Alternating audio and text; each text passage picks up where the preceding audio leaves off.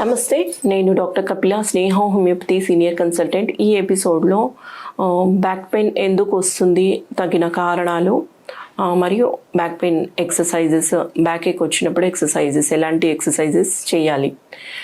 ముందుగా back pain అనేది ఎందుకు వస్తుంది? చాలామందికి కంటిన్యూస్ వర్క్ ప్రెషర్ వల్ల లేదా వర్క్ రొటీన్ వల్ల ఎక్కువ సేపు కూర్చోవడము, 9 నుంచి 12 గంటలు కూర్చోవడము, లేదా కొంతమందికి స్టాండింగ్ వర్క్ ఉంటుంది, 9 గంటలు ఏకదాటిగా నిల్చోవడం వల్ల, కొంతమందికి బరువులు ఎత్తడం ఫ్రీక్వెంట్గా ఉండడం వల్ల, కొంతమందికి నడుములో ఇంజరీ వల్ల, కొంతమందికి అబ్డామినల్ మజిల్ వీక్నెస్ వల్ల, అంటే ప్రెగ్నెన్సీలో అయి ఉండొచ్చు, ఇంజరీస్ వల్ల కూడా అయి ఉండొచ్చు, నార్మల్ బలహీనత వల్ల కూడా అయి ఉండొచ్చు. కొంతమందికి వైటమిన్ B12, వైటమిన్ D3 చాలా తక్కువ మోతాదులో అందుతుంది, వారిలో కూడా బ్యాక్ పెయిన్ వచ్చే ఛాన్స్ ఉంది.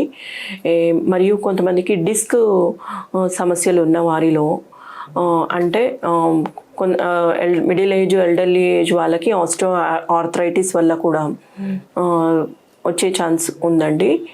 సో వచ్చినప్పుడు నొప్పి అనేది కొంతమందికి L2, L3, L4 ప్లేస్లో ఎక్కువగా చూస్తుంటాము.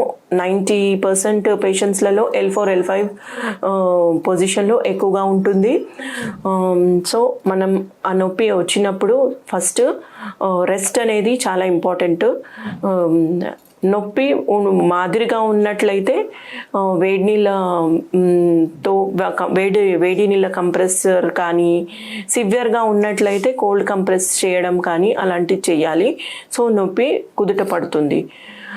అలా కాకుండా నొప్పి ఎక్కువగా వచ్చినట్లయితే డాక్టర్ని సంప్రదించడం మంచిది.